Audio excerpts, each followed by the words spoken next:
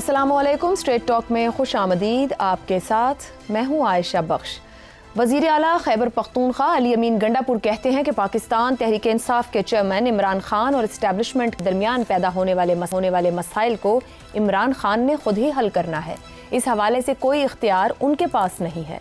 उन्होंने कहा कि इमरान खान की रिहाई के रास्ते में दो बड़ी रुकावटें मौजूद हैं।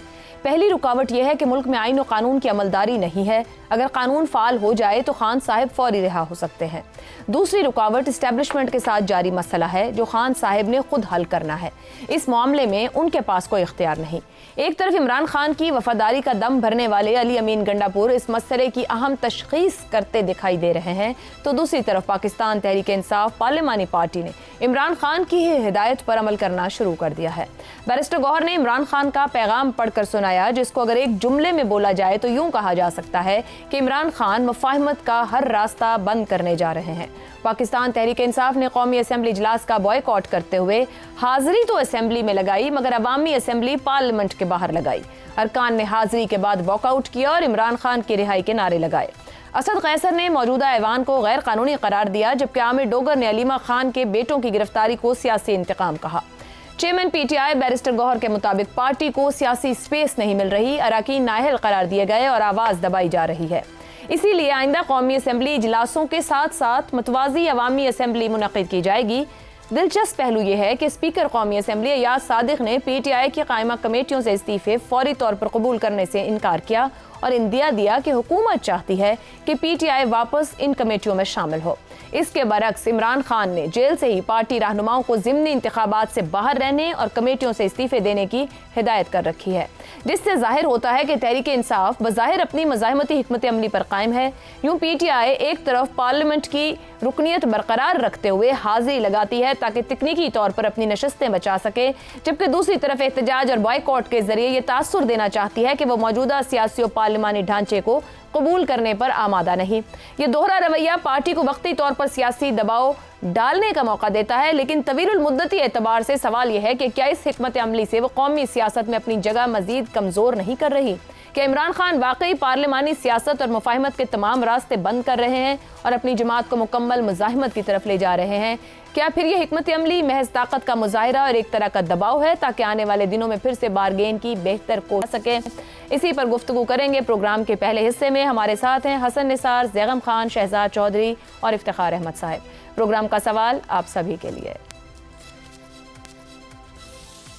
एक तरफ गंडापुर की तशखीस और हल, दूसरी तरफ इस्तीफों और बाइकॉट की सियासत। क्या इमरान खान मसला हल कर रहे हैं या निज़ाम से बाहर होकर मजीद उलझा रहे हैं? हसन निसार साहब। आयशा देखें, वो क्या कहते हैं, जहां और है शाही का जहां और मतलब इसका बेसिकली क्या है कि इंसान ही नहीं, बाकी मैं बाद में आता हूँ, इंसान अपनी उफ्तादे तबा का असीर यानी कैदी होता है। मेरी एक तरबियत है, मेरा एक मिजाज है, फलाना है, ढमकाना है, ऐसे ही आपका और बाकी सब दोस्तों का। हत्ता कि यही फार्मूला अप्लाई होता है जानवरों पे भी। शेर भूखा मर जाएगा, घास नहीं खाएगा।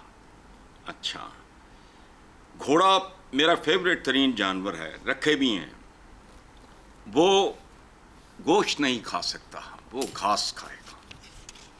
मजबूरियां होती हैं इंसानों का, इससे भी कॉम्प्लिकेटेड है मसला। और इस बात का फैसला जो आपने सवाल किया है वो कोई दानिश्वर दे सकता है या कोई नजूमी दे सकता है।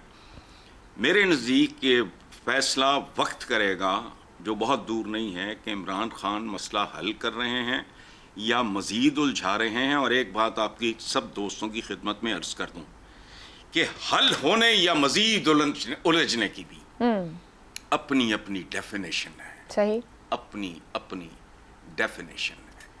वो जितना ज़र्फ होता है, जितना ज़हन होता है, उसके मुताबिक है। हसन निसार साहब, बतौर सियासी लीडर इमरान खान का एक माजी है, मुल्क में सियासत की भी एक तारीख है। कुछ ना कुछ तो आपका पॉलिटिकल एनालिसिस होगा। अभी तक नजर नहीं आ रहा पीटीआई को कुछ उस तरीके से मिल पाया जो उनके फायदे में जा रहा हो। अगर आप खुद सताई ना समझें इसको, तो मैं समझता हूं कि मैंने इस सवाल का बहुत कॉम्प्रिहेंसिव जवाब दे दिया है। चलें, आपका एनालिसिस हो। हम लठमार तरीके से बात करने के आदमी। ठीक हो गया, ठीक है। ज़ैगम साहब, कौमी असम्बली का बाइकआउट, कायमा कमेटियों से इस्तीफ़े, फिर अपनी अवामी असम्बली का इनेकाद, इमरान खान की हिदायत पर पाकिस्तान तहरीक इंसाफ पार्लियामेंटेरियंस इस वक्त अमल कर रहे हैं। मुफाहमत का हर दरवाज़ा बंद करने की आपको एक हकीकी कोशिश लगती है या दबाव बढ़ाकर बारगेन करने की पुरानी हिकमत अमली? देखिए, हिकमत अमलियों के दरमियान में हमें कुछ तजाद नज़र आ रहा है। मुझे पहले तो बहुत ही मायूसी हुई कि महमूद गजनवी ऐसे बोल रहा है जैसे वो याह्या बरमकी हो। देखिए, याह्या बरमकी हारून रशीद का वज़ीर बातदबीर था, जिसने हारून से ज़्यादा ताकतवर होने की कोशिश की और हारून ने फिर उसको चीर फाड़ के रख दिया। हमें तो ये बताया था गंडापुर साहब ने कि 17 हमले किए जाएंगे इस्लामाबाद पे और 17 हमलों के ज़रिए से रिहा करवाया जाएगा इमरान खान को। अभी तो सिर्फ 2 हमले हुए थे, 15 रहते थे। वो तीसरा 90 दिन का चैलेंज भी दिया था उन्होंने, मैं उसके दोबारा आने को 90 दिन का चैलेंज भी दिया था। देखिए, तो वो रास्ता जो मुजाहिमत वाला रास्ता था उसकी तो उन्होंने बात ही नहीं की। सॉफ्ट अंदाज में उसको हम मुजाहिमत का रास्ता कह देते हैं। जो पसंदीदा रास्ता है पीटीआई के टाइगर्स का, उसकी तरफ तो इशारा ही नहीं किया। वो कह रहे हैं, पहली बात कह रहे हैं कि उनके बाहर आने में जो रुकावट है आइन और कानून की अमलदारी है। बिल्कुल ठीक है, हमारे सियासी रहनुमा जब कैद होते हैं तो वो रूल ऑफ लॉ की वजह से कैद नहीं होते, उसकी वजूहात मुख्तलिफ होती हैं। दूसरी बात उन्होंने कहा, इस्टेब्लिशमेंट के साथ मसला हल नहीं हो रहा और वो हल करना इमरान खान का अपना काम है। यहाँ पर बज़ाहिर वो लग रहा है कि कुछ मायूसी का शिकार हो रहे हैं। लेकिन जो तीसरा ऑप्शन था कि मज़ाहिमत के ज़रिए से छुड़वाना है, और जिस ऑप्शन में वो आते हुए खुद गायब हो जाया करते थे, और मज़ीद इमरान खान जब बार बार उनको कहते थे जी, और इमरान खान जिसका कहते थे कि आप आए बाहर निकलें, वो तो अब भी कह रहे हैं, बार बार वो तहरीकों का कह रहे हैं। और जब उन्होंने तहरीकों का कहा तो पीक करने की बजाय उन्होंने कहा जी 90 दिन पे चला गया। अब वो 90 दिन भी किधर गए? कुछ इन्वेस्ट नहीं किया उन्होंने मज़ाहिमत की किसी तहरीक में।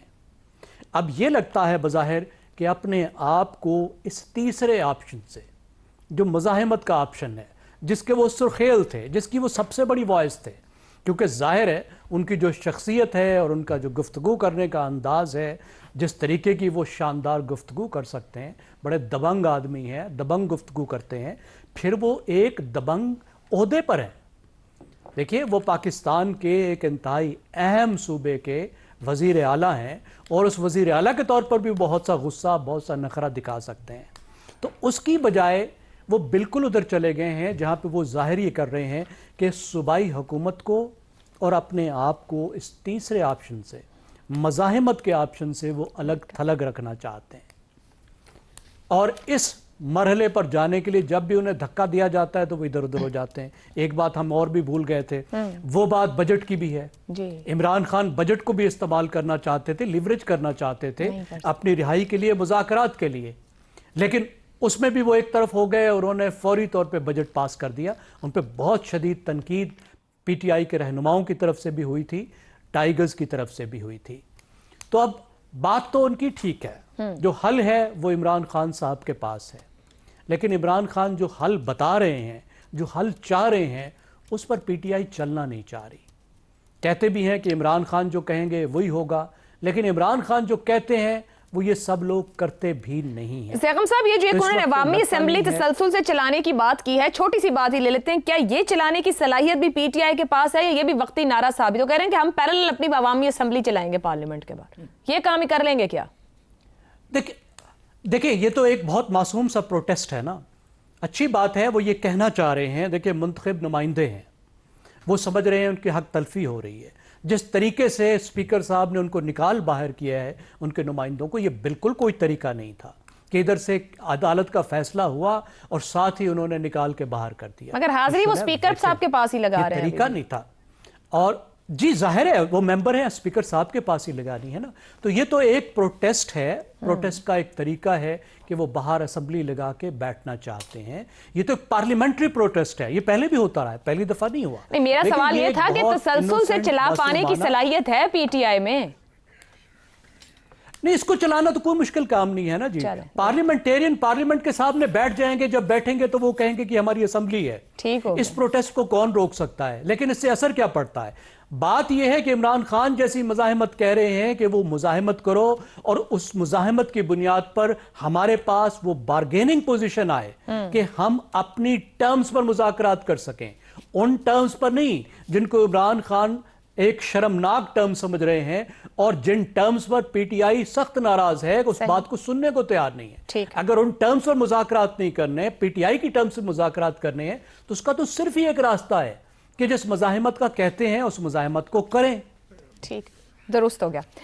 شہزاد صاحب, کیا عمران خان کے سخت گیر احکامات پارٹی کو ایک مربوط کوآرڈینیٹڈ اسٹریٹجی دے پا رہے ہیں, یا اندرونی اختلافات یا انٹرنل رفٹس کو وہ مزید بھڑکا رہے ہیں؟ دیکھیں, ہمارے جو تجزیے ہوتے ہیں نا, یہ رپورٹس کی بنیاد پہ ہوتے ہیں, اور رپورٹس کتنی کریڈیبل ہیں اس کا ہمیں اندازہ نہیں ہوتا. ہم صرف بہت ساری سورسز کو دیکھتے ہیں, اور اس سے ہم دیکھتے ہیں کہ اچھا کیا کیا ہو سکتا ہے پاسبلٹی. مثال کے طور پہ اگر عمران خان کے بارے میں یہ کہا جاتا ہے کہ اچھا انہوں نے یا ان کے پاس اس چیز کا حل ہے, تو یہ کیسے طے ہوا کہ ان کے پاس اس چیز کا حل ہے؟ یہ کس نے کہا کہ ان کے پاس اس چیز کا حل ہے؟ ہاں, علی امین تو کہہ رہے ہیں, جی یہ تو کہہ رہے ہیں, علی امین کہہ رہے ہیں ایز اے چیف منسٹر, اور بڑی حد تک بات اپنی شاید وہ اپنی ٹیل بھی کلیئر کر رہے ہیں, اپنے آپ کو سے بری ذمہ بھی دے رہے ہیں کہ میں نے جو جتنا کر سکتا تھا میں نے کیا, اب میری ذمہ داری ہے کہ میں صوبہ چلاؤں, اور اب معاملہ عمران خان اور اسٹیبلشمنٹ کے بیچ میں. یہی ان کی سٹیٹمنٹ ہے, اس کا یہی مطلب لیا جا سکتا ہے. اب اس کے علاوہ رپورٹس کیا ہیں؟ اس کے علاوہ رپورٹس یہ کہتی ہیں کہ غالباً کسی قسم کی کوئی مذاکرات معاملات کو طے کرنے کی ایک کوشش کی گئی, جس کا عرصہ جو تھا شاید کچھ لوگ کہتے ہیں 1 سال, کچھ لوگ کہتے ہیں 6 سے 8 مہینے چلا. یعنی اس کے اندر کوشش کی گئی کہ معاملے کو کسی طریقے سے حل کی طرف لے جایا جائے دونوں طرف سے, اگر یہ دو فریق ہیں جس طریقے سے علی امین کہتا ہے.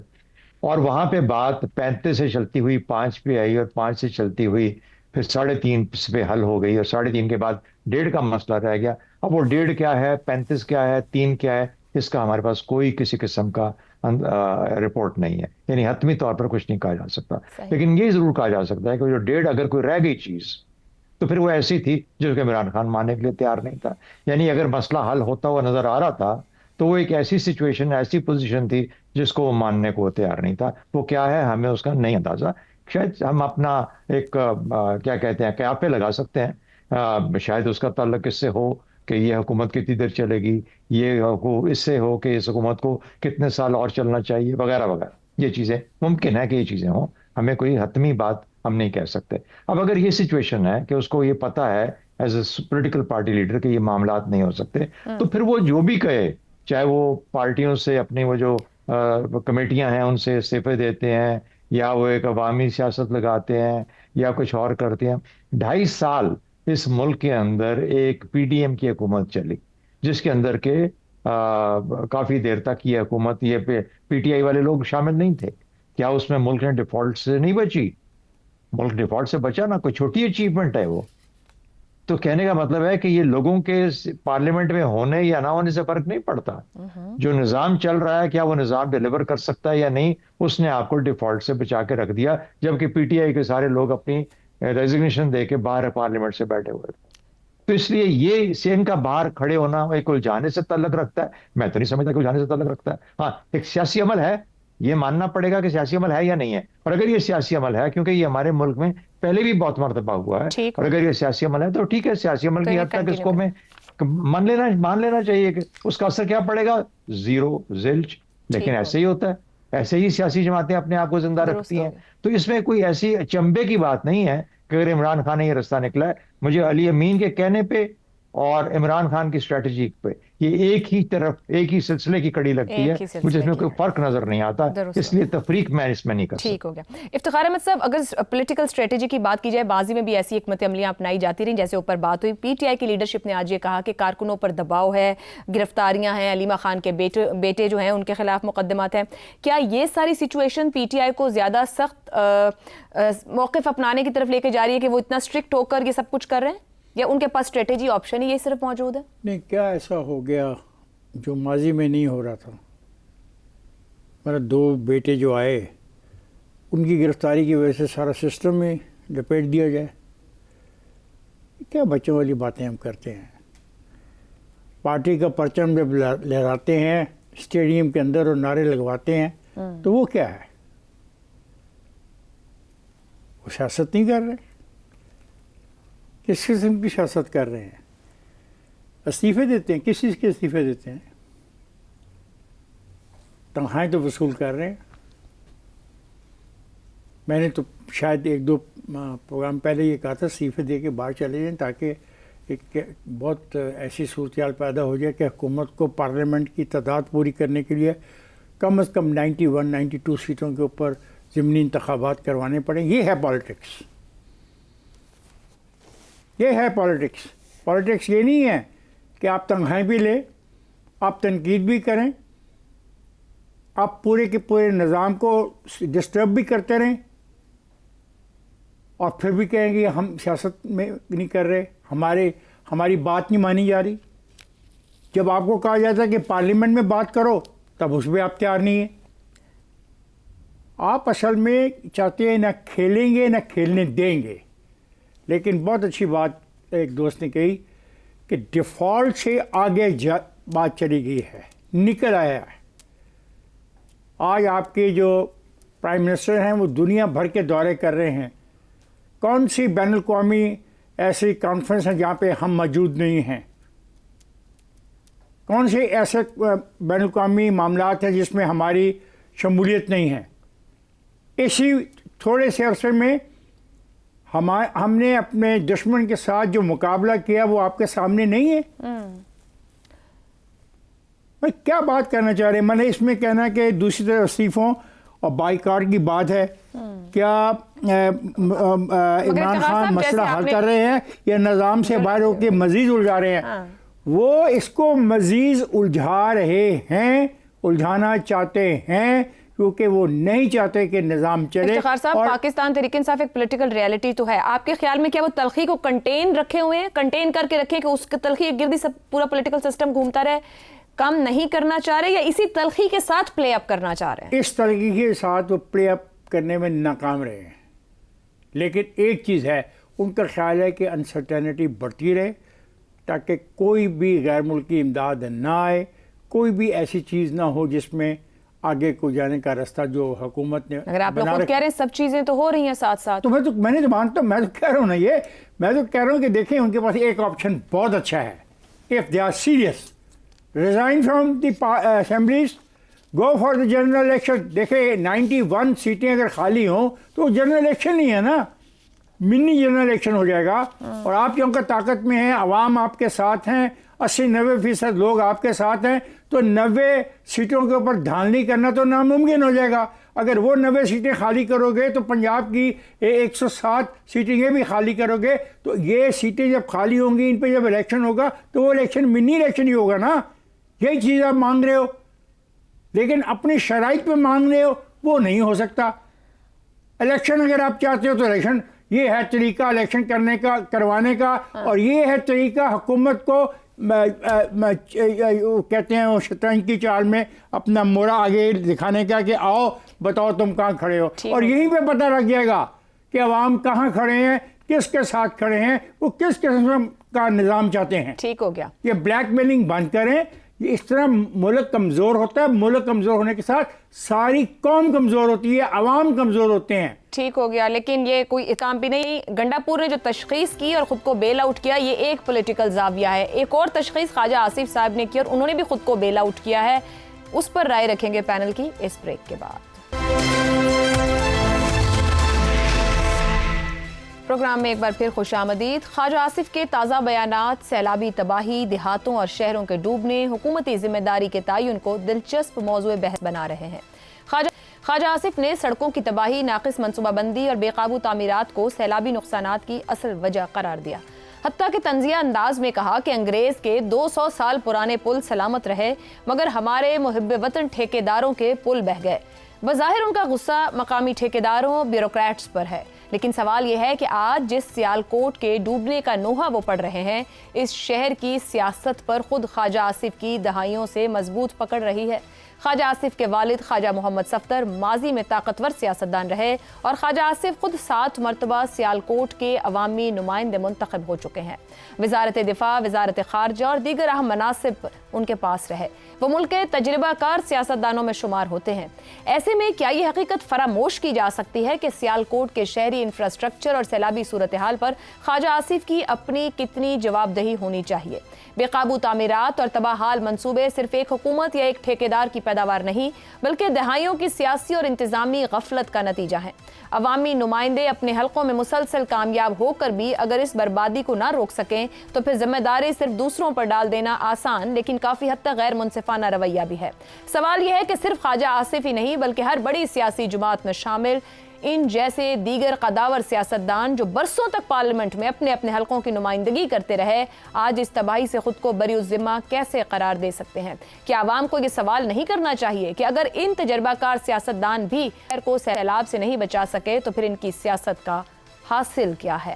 اسی پر گفتگو کریں گے۔ پینل کے لیے سوال: سڑکوں کی تباہی، ناقص منصوبہ بندی اور بے قابو تعمیرات سیلابی نقصانات کی بڑی وجہ۔ خواجہ آصف درست تشخیص کر رہے ہیں مگر چارج شیٹ کسے کر رہے ہیں؟ نظام کو، حکومت کو یا اپنے جیسے تجربہ کار سیاستدان کو؟ اس سے پہلے کہ پینل کی طرف جاؤں، کچھ دیر پہلے اب سے ایک اور مسلم لیگ نون کے رہنما حنیف عباسی وفاقی وزیر ریلوے، انہوں نے کڑی تنقید کی ہے، بنا نام لیے اسی معاملے پر گفتگو کی ہے اور وہ یہ کہتے ہیں کہ وزیر جو ہیں کس کنٹریکٹر کی جرت ہے، وہ اپنے سے متعلق کہہ رہے ہیں کہ راولپنڈی میں ناقص کام کر کے ادائیگی وصول کر لے، میرے ضلع میں ایسا کام ہوتا تو میں اس کی ذمہ داری لیتا۔ ساتھ ہی وہ یہ بھی تنقید کر رہے ہیں کہ آپ پھر نظام کا حصہ کیوں ہیں اور نظام پر تنقید کر رہے ہیں تو کچھ اور کرنا چاہ رہے ہیں۔ ساتھ ہی ساتھ وہ اس میں یہ بھی کہتے ہیں کہ اپنے آدھا کلو گوشت حاصل کرنے کے لیے پوری بھینس ذبح کرنا کوئی دانش مندی نہیں۔ یہ مقصد صرف ابھی کچھ دیر پہلے کا سٹیٹمنٹ ہے، شامل کرنا تھا کہ ایک ہی حکومت میں 2 وزراء اور ایک ہی جماعت کا حصہ ہیں اور دونوں پرانے ساتھی بھی ہیں۔ تو صورتحال کہاں ہے؟ حسن نثار صاحب، خواجہ آصف درست بات کہہ رہے ہیں، چارج شیٹ کسے کر رہے ہیں؟ کیا خود کو بری الذمہ کر سکتے ہیں؟ اچھا، پہلی بات تو یہ ہے کہ آپ کا انٹرو بہت بھرپور اور بہت خوبصورت تھا۔ یہ سارے کے سارے جتنے جوابات ممکن ہیں وہ آپ کے انٹرو میں ہیں۔ آپ کا سوال جو ہے اس سے پہلے آپ نے ہر چیز کا جواب دے دیا، ایک بات۔ دوسری بات جو آپ نے خواجہ آصف کے بارے میں کی ہے وہ ظاہر ہے 100% درست ہے، وہ ڈومینیٹ کر رہی تھی آپ کے انٹرو میں۔ لیکن میرا انفارچونیٹلی میری تربیت ٹھیک نہیں ہوئی، میں اور طریقے سے چیزوں کو دیکھتا ہوں۔ یہ مت دیکھو کون کہہ رہا ہے، یہ دیکھو، یہ سنو کہ کیا کہہ رہا ہے۔ If I tell my sons smoking is not good for your health اور وہ مجھے کہے بابا آپ تو سگریٹ پیتے ہو، تو یہ ان کی تربیت کا نقص ہوگا۔ بات خواجہ آصف نے ٹھیک کی ہے لیکن بہت نامکمل، بہت ادھوری بات ہے۔ اب میں ہلکے سے اشارے دیتا ہوں۔ صرف سڑکوں کو مارو گولی یہ تو بن جاتی ہیں، آپ کی اقتصادیات سے لے کے اخلاقیات تک کی تباہی اس کا بھی ذکر کرتے۔ سڑکیں بن جاتی ہیں، اخلاقیات کسی قوم کے اندر، ڈسپلن، یہ وہ، آنیسٹی، اسٹریٹ فارورڈنیس، سچائی، فلانا، یہ خالہ جی کا بڑا نہیں ہے۔ یہ برج بنانے نا جو ان کا کام ہے، شر اور زر کا، یہ نہیں ہے۔ وہ بڑے چیلنجز ہیں۔ اقتصادیات راتوں رات نہ بنتی ہے نہ بگڑتی ہے۔ I'm humble student of economics، اس لیے ان کا رونا رو۔ اچھا، موجودہ صورتحال کے ڈراؤنے آفٹر افیکٹس پہ نظر رکھیں، اس کا ذکر ہی کوئی نہیں کر رہا اس ملک میں۔ ایسا لیچڑ موجود ہے، بات نہیں کر رہے۔ اصل کہانی شروع ہونی ہے سیلاب کے بعد۔ اچھا، خاندانی آپ نے منصوبہ بندی کا ذکر کیا ہے۔ خاندانی منصوبہ بندی سے لے کے باقی ہر قسم کی منصوبہ بندی تک کا ایک ہی حال ہے۔ کس منصوبہ بندی کا یہ بندہ رو رہا ہے؟ بات میں نے کہا دھوری ہے لیکن سچی ہے، صحیح ہو لیکن بہت اچھا۔ آخری بات سن لیں، آئین سے لے کر عوام تک ہر شے تجاوزات کی زد میں ہے، اور ہمارے ہاں کہتے ہیں ناجائز تجاوزات تو ہوتی ہی ناجائز ہیں۔ اچھا، اور بے قابو ہے تعمیرات، تو اس کا ایک بہت معمولی حصہ ہے۔ یاد رکھنا، بڑی سے بڑی چیز تاج محل میں یوں بن جاتا ہے 10-12 سال میں، قوم میں نہیں بنتی، 20 سال میں بن جائے گا۔ اچھا، رہ گیا خواجہ آصف، تو نظام किस किस को वो ब्लेम कर रहा है भूल गया, निजाम को, हुकूमत को, आपने पूछा सियासतदानों को, नहीं, इन तीनों के साथ साथ अवाम भी जिम्मेदार हैं, सही हो, जिन्होंने कभी शर की तरफ देखा और कभी जर की तरफ देखा। ठीक है इफ्तिखार साहब, उन्होंने लोकल गवर्नमेंट्स की बात की, आप भी बहुत सी ऐसी बात करते हैं, मगर हलकों में तरक्की के नाम पर भारी तरक्याती फंड्स लेने वाले वो MNAs हों या MPAs हों, अगर उनके इलाकों में ये सूरत हाल है तो वो बाकायदा जवाबदेह नहीं होना चाहिए कि जो वो भारी फंड्स आते हैं फिर वो कहाँ जाते हैं अगर इंफ्रास्ट्रक्चर ही नहीं है? बिल्कुल जवाबदेह होनी चाहिए, और जो शरह थी वो 20% से बढ़ के 34% तक गालिबन हो गई है हिस्सेदारी में। और हम आज चार्जशीट कर रहे हैं ख्वाजा आसिफ को, क्योंकि हम कर रहे उसने हैं? सच बोल दिया। इस सच में ज़रा वहाँ की ब्यूरोक्रेसी को भी ज़रा शामिल कर लीजिए। ख्वाजा आसिफ तो कभी PC1 नहीं बनाता, ख्वाजा आसिफ तो टेंडरों के ऊपर साइन नहीं करता, वो तो उसकी कंप्लीशन सर्टिफिकेट पे साइन नहीं करता।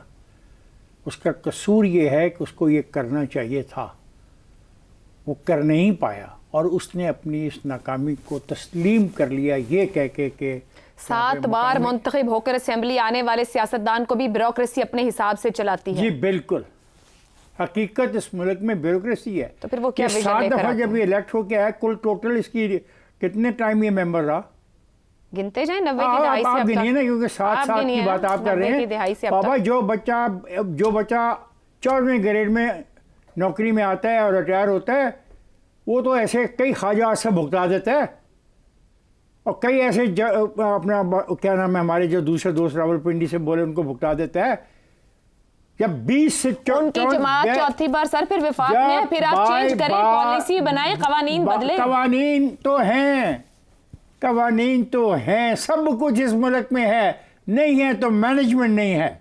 और अगर वो कह रहा है कि लोकल बॉडीज पे जाओ तो हम इसको बुरा मनाते हैं, लेकिन लोकल बॉडी में क्या होगा, ये जो 34% है हिस्सा ये कम हो सकता है, कम थोड़ा 20 से तो 34 पे गया ना इतने अरसे में। मतलब ये नहीं हमें बताना कि हिस्सा है, तो इस ये हिस्से को हाल हो खत्म गया, करना है। अब तो ये हाल हो गया कि जो लोग PC1 बनाते हैं, उस पर इम्प्लीमेंट कराने वाले जो अदारे हैं, वो बुला के कहते हैं कि यार ये कम पैसे दे गए हैं, वापस तशरीफ लाइए, ये पैसे कुछ कम हैं, ये कुछ ज़्यादा देने चाहिए। निज़ाम कोलैप्स कर गया है।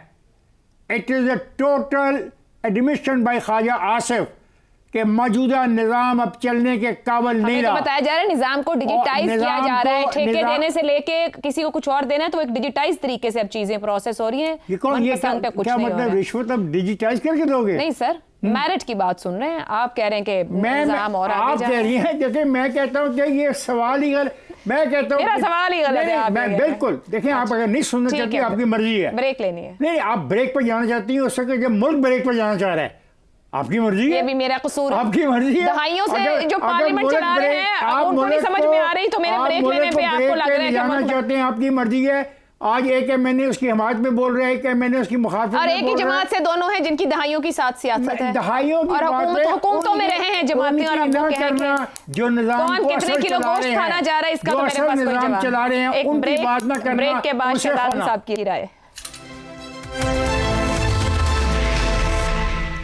प्रोग्राम के आखिरी हिस्से में एक बार फिर खुशामदीद। गुफ्तगू हम कर रहे हैं ख्वाजा आसिफ के ऊपर कि वो दुरुस्त तशखीस कर रहे हैं मसले की, मगर चार्जशीट किसे कर रहे हैं। शहजाद साहब, 7 बार असेंबली में आने वाले इंतखाब जीत के अवामी नुमाइंदे बन के ख्वाजा आसिफ आज मजलूम बनकर खड़े हो सकते हैं, जवाबदेही से बच सकते हैं? अच्छा, मेरा ख्याल है कि 1985 में शायद गालिबन ख्वाजा आसिफ साहब पहली मरतबा असेंबली में आए थे। 40 साल हो गए, पूरे 40 साल। अब इन पूरे 40 सालों की जो जिम्मेदारी है ख्वाजा साहब पे भी डाली जा सकती है, लेकिन उससे पहले सवाल पूछना लाजमी बनता है कि ख्वाजा साहब का अपना कंट्रोल सियालकोट पे कितना रहा है इस पीरियड के दौरान। यानी ये क्या वो कुल वो थे, उसके वारिस थे, उसके फैसला कुन थे, फैसला साज थे, या कुछ और लोग भी शामिल थे, और उनका किस हद तक काम चलता था। दूसरा एक और नज़रिया जिसे देखना चाहिए वो ये देखना चाहिए कि क्या ये वो गॉड फादर थे कि सियालकोट में जब कुछ भी किसी ने कुछ करना होता है तो सब कुछ जो अहकामात, जो फाइनल डिसीजन है वो इनके पास जाता है, जिसका कि ज़ाहिर है हमारे यहाँ एक निज़ाम के अंदर एक तरीका है कि अच्छा اس کو اتنا دو اور اس سے جو کام کروانا ہے کروا لو. اور میرا نہیں خیال کہ خواجہ صاحب اس طرح کے شخص ہیں, لیکن بہر صورت آج کل کچھ کہا نہیں جا سکتا. اصل میں ہماری سیاست بے رحم ہے, بے رحم سیاست ہے, نہ لائق بھی ہے, بے رحم بھی ہے, نہ لائق بھی ہے, اور میرا خیال میں احساس سے مبرہ ہے. کیونکہ اگر احساس ہوتا, لائق ہوتی اور ذمہ دار ہوتی, تو اس کو پتہ ہوتا کہ ملک اور اپنے شہر کے لیے بہتر چیز کیا ہے اور کیسے اس کو لے کے چلنا ہے. میں خواجہ آصف کی بات نہیں کر رہا, لیکن خواجہ آصف کے ساتھ اور باقی بہت سارے جن کا پچھلے 40 سال سے تعلق ہے, اور اس سے پہلے بھی, جو کہ شہروں کی پلاننگ کرتے ہیں, ان کے اوپر ڈیولپمنٹ کا نظام بناتے ہیں. ہمارے یہاں کتنی زوننگ, کتنے شہروں میں زوننگ ہوئی, زوننگ تو تقریباً ہر جگہ پہ ہے, پورے ملک کی زوننگ نہیں ہے تو ہونی چاہیے. اس زوننگ کے اندر تجاوزات کی جاتی ہیں.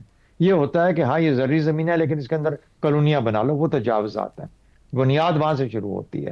تو اب کوئی نہ کوئی اس کی ذمہ داری کسی کو اٹھانی چاہیے, اور یہ ظاہر سیاسی حکومتیں ہیں جن کو کہ یہ جو فیصلے دیتی ہیں. بیوروکریسی کو کنٹرول کرنا سیاسی حکومتوں کا عمل ہے, اور اگر یہ نہیں کر پائیں اور بیوروکریسی ایک منہ زور گھوڑے کی طرح اپنی ذمہ داری کا اپنے مرضی کرتی جا رہی ہے, تو پھر بھی انہی کی نالائکی, انہی کا فیلئر. کیونکہ کہتے ہیں کہ دیٹ از ویئر ذمہ داری آ کے ٹھہرتی ہے, دا بک سٹاپس. اچھا, ویژن لیس سیاست اس وجہ سے کہ نہ کوئی کبھی سوچا کسی چیز کے بارے میں, نہ فلڈس کے بارے میں سوچا, نہ کسی اور. 3 چیزیں آپ نے گنوائیں, سڑکوں کی تباہی, ناقص منصوبہ بندی, بے قابو تعمیرات. میں کہتا ہوں کہ ناقص منصوبہ بندی کو منصوبہ بندی میں تعمیر بدل جانا چاہیے.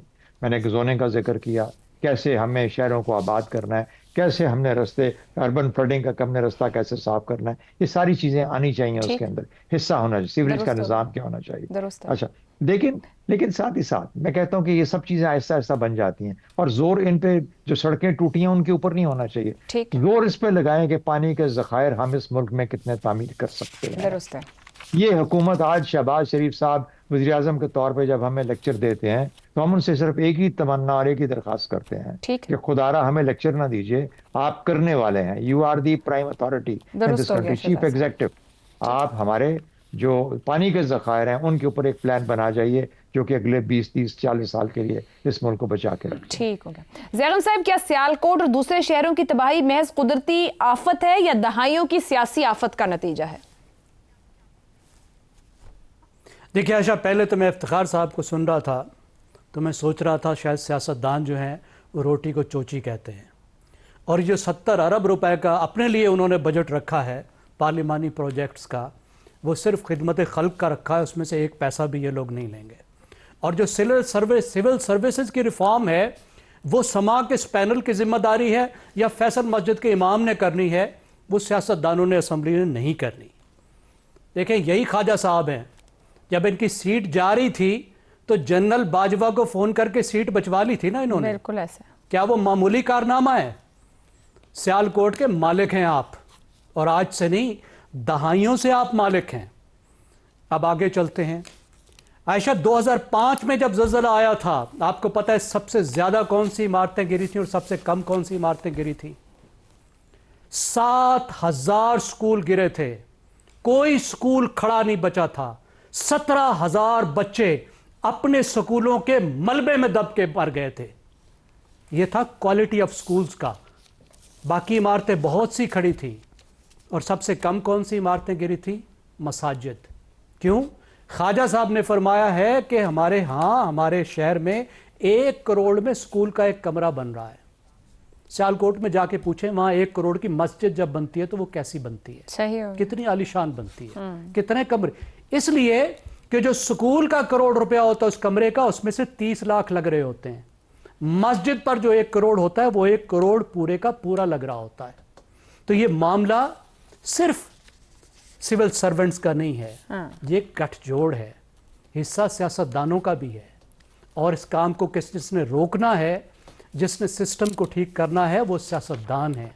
ہم نے اکاؤنٹیبل سب سے پہلے سیاستدانوں کو بنانا ہے. ہمارا انفراسٹرکچر اس قابل نہیں ہے کہ وہ ڈیزاسٹر کو سہ سکے. ٹھیک ہو گیا. وہ معمولی ڈیزاسٹر کو سہنے کے بھی قابل نہیں ہے, اور اس کے نیچے سب سے غریب لوگ پھنس کے مرتے ہیں, بچے مرتے ہیں, عام لوگوں کا نقصان ہوتا ہے. درست ہو گیا. بہت بہت شکریہ. یہاں کا پروگرام کا وقت ختم ہو گیا, اجازت دیجیے, اللہ حافظ.